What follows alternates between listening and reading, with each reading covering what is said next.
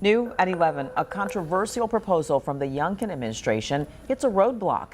It would change the way history is taught in Virginia's K through 12 public schools. After hours of in-person public comments and overwhelming sentiments opposing the move, members of the State Board of Education are delaying first review of the draft. Angelique Arentalk is in studio to explain why the document has captured so much public outcry. The November draft of proposed changes to history standards will now undergo some tweaks. The document, released Friday by Governor Glenn Youngkin's administration, faces pushback over what critics describe as whitewashing and erasure of marginalized people.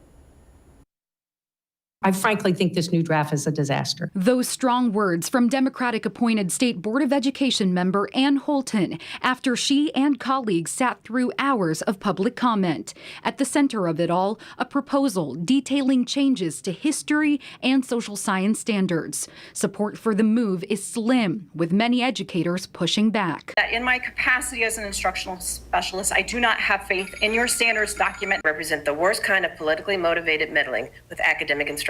Critics partly say they take issue with Juneteenth left out from a list of holidays, as well as text describing Native Americans as, quote, first immigrants in previous versions of the document. With the underlying implication that they had not been here for 10,000 years. I'm not an immigrant, not yet. I'm still here. The nature of the accidents in the early grades, and as I say, that's been my focus, are extreme. A spokeswoman for Governor Glenn Youngkin tells me in part, quote, this process is focused on ensuring Virginia has the best history standards and curriculum for our students. This is difficult, but I think that these struggles equate to a great document at the end.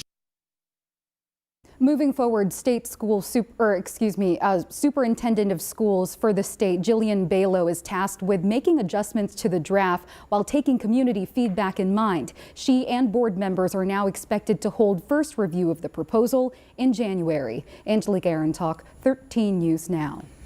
Advocates with the Virginia NAACP are also speaking out. In a statement opposing the proposed changes, the organization writes in part, the contributions of Black Americans to Virginia's history have been significantly diminished, compromising the accuracy and completeness of the curriculum.